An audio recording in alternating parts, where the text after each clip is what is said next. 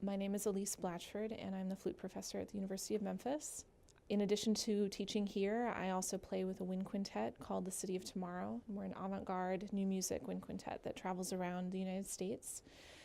Besides that, I do some solo concertizing and other kinds of collaborations with pianists and with a harpist also.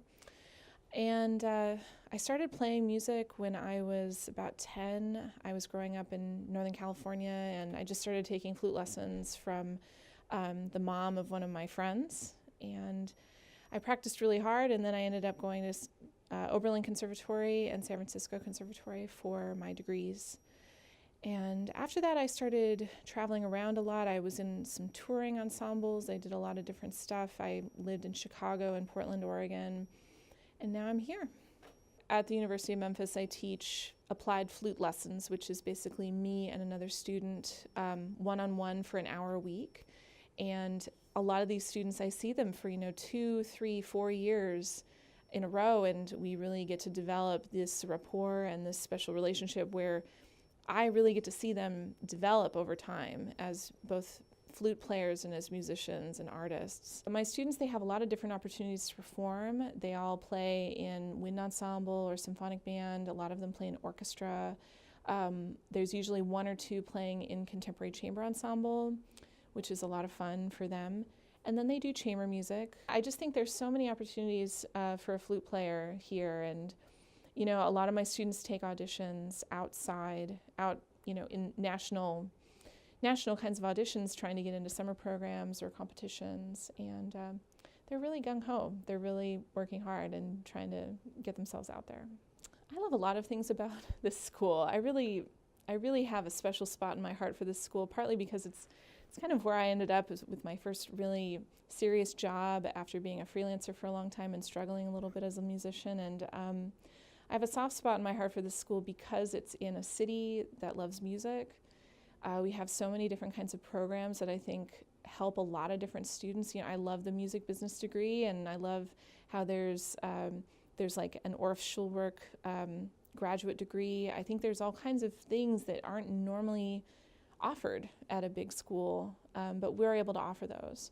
Another reason I really love the University of Memphis is I feel like it's a hub for the city of Memphis. And everywhere I go and I tell people that I work here, people want to talk to me about it. Either someone's an alum or someone's family member went here, or, and I really feel like it helps the city in so many ways, like so many ways that we don't even understand. And the music school is just a puzzle piece, a part of that. But I love how Memphis, like the U of M, really places itself in the center of the community. My teaching philosophy really revolves around this idea of music as a liberal art. Just like English or history is a liberal art, I really think that just like English or history, music can help us understand and put in context the current events and the world around us. And that's something that I really try to impart to my students, even if we're just talking about like one-on-one in lessons. Maybe we're talking about Mozart, maybe we're talking about Bach, maybe we're talking about a composer who's still alive that they're learning their music. And I think you can really learn about history and all kinds of things the way that people used to live. It's like a living museum, learning something like a Mozart concerto. It's essentially a living museum that you can step into and experience. There are so many flute players in the United States that are working really hard, and it's becoming more and more competitive, more and more interesting. There's a lot of flute players who seem to be very interested in new music right now, commissioning a lot of new works. Not just for flute and piano or solo flute, but for flute and bassoon, flute and violin, flute and clarinet, all kinds of things that are happening. So it's a really exciting time to be a flute player right now. And yeah, there's a lot of new technology going into flute making right now too, which is kind of fun to pay attention to.